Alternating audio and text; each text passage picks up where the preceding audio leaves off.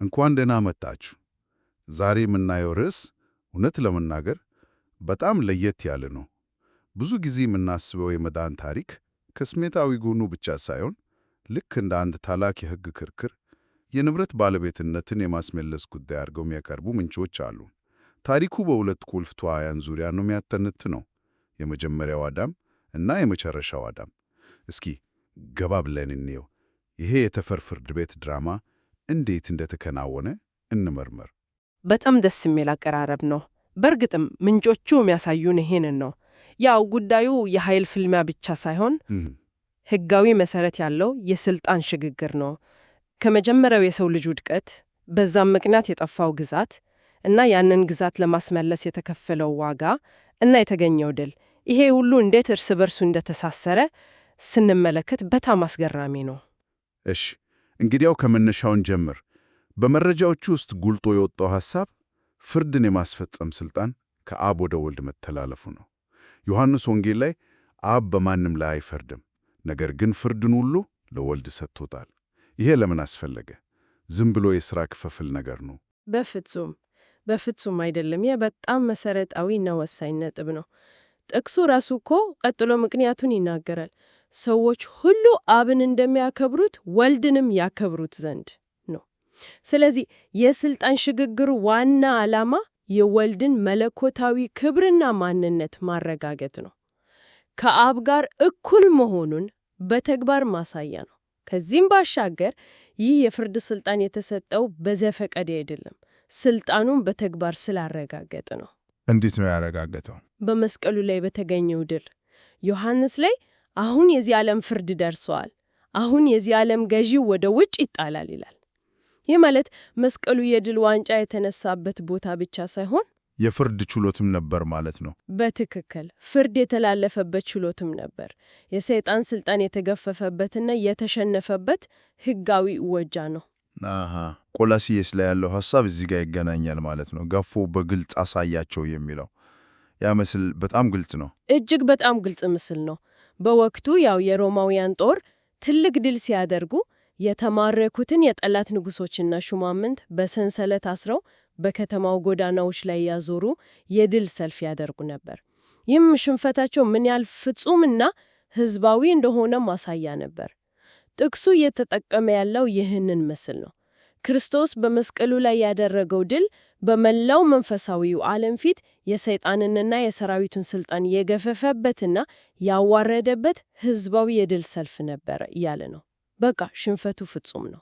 ይሄ የመስቀሉ ክስተት ድልና ፍርድ ብቻ ሳይሆን እንዳንድ ትልቅ መለያም ሆኖ አገለግሏል ይላሉ ምንጮቹ።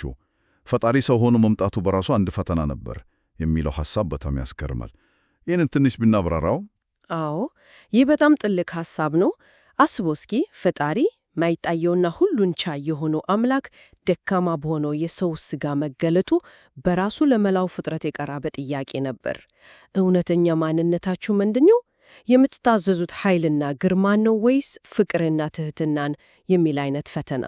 እና በዚህ ፈተና መሰረት ፍጥረታት በሁለት ጎራ ተከፍለዋል። መላእክት ሳይቀሩ ተለያይተዋል ማለት ነው። ምንጮቹ እንደሚሉት አዎ፣ ጻድቃን መላእክት ይህንን መለኮታዊ ትሕትናና ፍቅር ሲያዩ በመደነቅ ተሞልቶ የበለጠ ታማኝ ሆነዋል። የወደቁት መላእክት ግን በኩራታቸው ምክንያት ሰው የሆነውን አምላክ ሊቀበሉ አልቻሉም።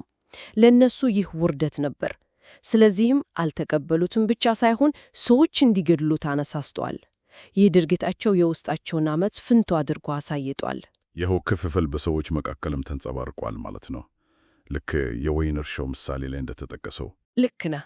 በሉቃስ ላይ ያለው ምሳሌ ፍጹም ማሳያ ነው። የወይን እርሻው ባለቤት በመጨረሻ የምወደውን ልጄን እልካለሁ፣ ምናልባት እርሱን አይተው ያፍሩታል ይላል። ገበሬዎች ግን ወራሹን ሲያዩ እርሱ የኛ እንዲሆን ኑ እንግደለው ተባባሉ። ይሄ የሚያሳየው ችግራቸው ከባለቤቱ መልእክተኞች ጋር ሳይሆን ከራሱ ከወራሹ ጋር እንደሆነ ነው። ስለዚህ መስቀሉ ለአንዳንዶች የዘላለም ሕይወት ሲሆን፣ ለሌሎች ደግሞ የውስጣቸውን ክፋት አጋልጦ የፍርድ ምልክት ሆኗል። እሺ ይሄ የመለያየት ሐሳብ ግልጽ ነው። ነገር ግን ይህ ሁሉ ፈተናና መፍትሄ ለምን አስፈለገ? ወደ ችግሩ ስር መመለስ ያለብን ይመስለኛል። መረጃዎቹ ስለ መጀመሪያው አዳም በስፋት ያወራሉ። እዚህ ላይ በትክክል ምን ነበር የተፈጠረው? ወደ መነሻው መመለሱ በጣም አስፈላጊ ነው። ታሪኩ በዚህ መልኩ ነው የቀረበው። እግዚአብሔር ለመጀመሪያው አዳም በምድር ላይ ሙሉ የገዥነት ስልጣን ሰጥቶት ነበር። ዘፍጥረት ላይ ምድርን ሙላት ግዟት የሚለው ትእዛዝ ሕጋዊ የስልጣን ርክክብ ነበር። አዳም የምድር መጋቢ ወይም ገዢ ነበር ማለት እንችላለን።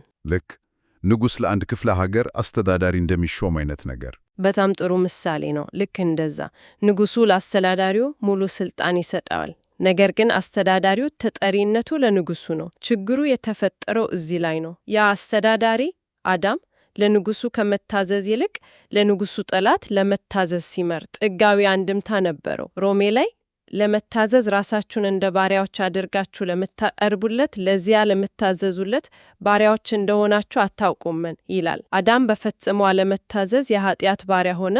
በዚህም ለሰይጣን ተገዥ ሆነ። እናም ይሄ የግል ውድቀት ብቻ ሳይሆን የአስተዳደር ስልጣኑንም አሳልፎ እንዲሰጥ አደረገው። በትክክል የአስተዳዳሪው ክህደት የሚያስተዳድረውን ግዛት በሙሉ ለጠላት አሳልፎ ሰጠ።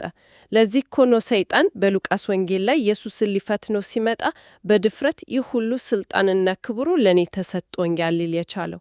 ይህ የውሸት ጉራ አልነበረም። በአዳም ክህደት ምክንያት የምድር ግዛት ሕጋዊ በሆነ መንገድ በእጁ እንደገባ የተናገለ ነበር። እንግዲህ ሜዳው ተዘጋጅቷል። ጠላት ወሳኝ የሆነውን ግዛት ተቆጣጥሯል። በመረጃዎች መሰረት መላው የመዳን ዕቅድ የተመሰረተው አዲስ ተጫዋች ወደ ሜዳ ገብቶ ነገር ግን ፍጹም በተለየ ሕግ በሚጫወት ላይ ነው። የመጨረሻው አዳም የሚመጣው እዚህ ላይ ነው አይደል? አዎ፣ ታሪኩ የሚገለብጠው እዚህ ጋር ነው። መፍትሄው የተገኘው የመጀመሪያው አዳም የጣሰውን ሕግ በማጠፍ ሳይሆን ያንን ሕግ ፍጹም በሆነ መንገድ በመጠበቅ ነው። ሁለተኛው የመለኮት አካል ወልድ ሰው ሆኖ እንደ የመጨረሻው አዳም ወደ ታሪክ ገባ። የመጀመሪያው አዳም በአንድ ያለመታዘዝ ስራው ግዛቱን እንዳስረከበው፣ የመጨረሻው አዳም ደግሞ ፍጹም በሆነ የመታዘዝ ሕይወቱ ያንን ግዛት አስመለሰ። ስለዚህ ይሄ በጦርነት የተገኘ ድል ብቻ ሳይሆን ሕጋዊ የሆነ የንብረት ማስመለስ ነው። የባለቤትነት ሰነዱን እንደማስመለስ ማለት ነው። ይህ ሐሳብ ነገሩን ሙሉ በሙሉ ይቀይረዋል። ፍጹም ይቀይረዋል። ፊልጵስዩስ ላይ እስከ ሞት ድረስ ይኸውም የመስቀል ሞት እንኳን የታዘዘ ሆነ። ይህ መታዘዝ የመጀመሪያውን አዳም አለመታዘዝ ሙሉ በሙሉ የሚሽር ሕጋዊ መሰረት ፈጠረ።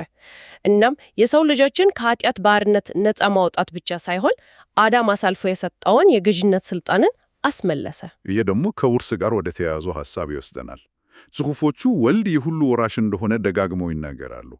ነገር ግን እርሱ እንደ ፈጣሪነቱ የሁሉም ነገር ባለቤት አልነበረም እንዴ? እንደገና መውረስ ለምን አስፈለገው? ይህ ነጥብ በጣም ወሳኝ ነው። አዎ፣ እንደ ፈጣሪነቱ መላው አጽናፈ ሰማይ የእርሱ ነው። ነገር ግን እዚህ ላይ ያለው ውርስ የተለየ ነው። ራሱን ዝቅ አድርጎ ሰው ሆኖ በፍጹም መታዘዝ ድልን ከተቀዳጀ በኋላ ሁሉን ነገር በአዲስ መልክ በድል አድራጊ ልጅነት መብት ወረሰ። ይህ ድርጊት የቀደመው መጋቢ ጥፋት ምክንያት የተነሳውን የጠላትን ይገባኛል ጥያቄ ሙሉ በሙሉ ውድቅ ያደርጋል። የሰይጣንን ይህ ግዛት ለእኔ ተላልፎ ተሰጥቶኛል የሚለውን ክርክር ባዶ ያስቀረዋል ማለት ነው። በትክክል ልክ አንድ የንብረት ባለቤት ስራ አስኪያጁ በሰራው ጥፋት ንብረቱ ለሌላው ወገን የተላለፈበትን ሁኔታ አስብ። ባለቤቱ ራሱ መጥቶ በሕጋዊ መንገድ የሥራ አስኪያጁን ዕዳ ከፍሎ ንብረቱን ሲያስመልስ የሌላው ወገን የይገባኛል ጥያቄ ሙሉ በሙሉ ይወድቃል። እውነተኛው ባለቤትና ወራሽ ራሱ በመምጣቱ የሰይጣን ክርክር ተሽሯል። ከዚህም በላይ ይህ የተመለሰው ስልጣንና ርስት ለብቻው አላስቀረውም።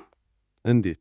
በመጨረሻው አዳም በኩል ዳግም ለተወለዱት በአዲስ መልክ እንደ መጋቢነት ሰጣቸው። በሉቃስ ላይ ለደቀ መዛሙርቱ እናንተ በፈተናዎቼ ከእኔ ጋር የጸናችሁ ናችሁ፣ አባቴ ለእኔ እንደሰጠኝ እኔም መንግሥትን እሰጣችኋለሁ የተባለው ይህንን ያሳያል። የጠፋው ርስት ተመልሶ ለአዲሶቹ ወራሾች እየተሰጠ ነው። እንግዲህ ድሉ ተገኝቷል፣ የባለቤትነት ሰነዱ ተመልሷል፣ ርስቱም ለአዲሶቹ ወራሾች ተሰጥቷል። ታሪኩ እዚህ ላይ ያበቃ ይመስላል። ነገር ግን ምንጮቹ ስለ ሰማዕታትና ምስክሮች ሚና ያወራሉ። ድሉ ከተረጋገጠ የእነሱ ድርሻ ምንድን ነው? ለምን አስፈለጉ?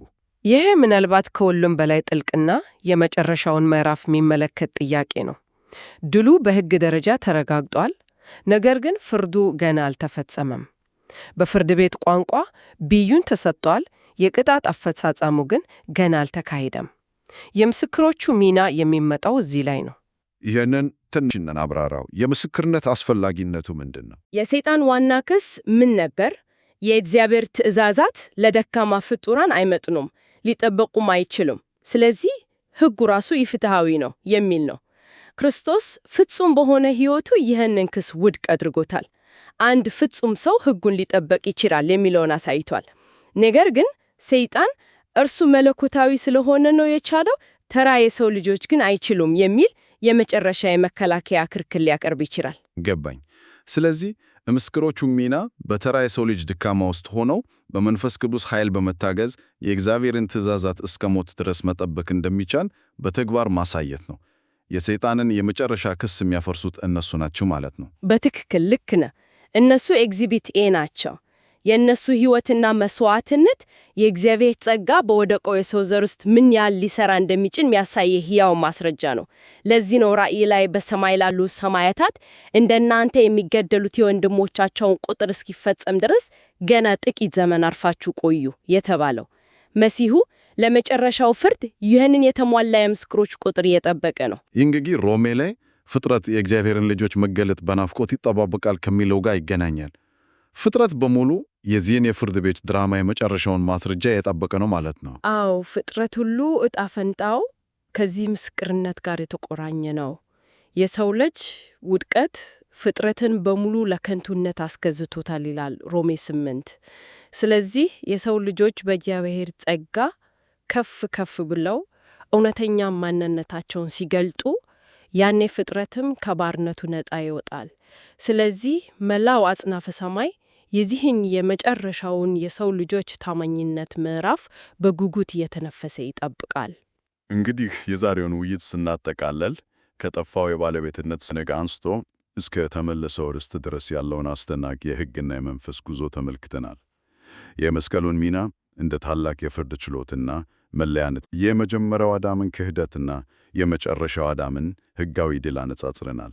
በመጨረሻም ይህ የተገኘው ድል ፍጻሜውን እንዲያገኝ የሰው ልጆች ምስክርነት ምን ያህል ወሳኝ እንደሆነ ተረድተናል። አድማጮች እንዲያስቡበት አንድ የመጨረሻ ሐሳብ ልተው። እነዚህ መረጃዎች እንደሚያሳዩት የሰው ልጅ ታሪክ ዝም ብሎ በምድር ላይ የሚከናወን ነገር አይደለም። መላው አጽናፈ ሰማይ ትንፋሹን ውጦ የሚመለከተው አንድ ታላቅ የጠፈር ድራማ ነው። የሰው ልጅ ውሳኔና ምርጫ ከግል መዳን ባለፈ ለመላው ፍጥረት ዕጣ ፈንታ ወሳኝ ትርጉም አለው። ይህ እይታ እያንዳንዱ የሰው ልጅ ምርጫ በዚህ ስነ መለኮታዊ መዋክር ውስጥ ምን ያህል ትልቅ ክብደት እንዳለው እንድናስብ ይጋብዘናል። የግል ታማኝነታችን የአጽናፈ ሰማይ ታሪክ አካል መሆኑን እንድናጤን ያደርገናል።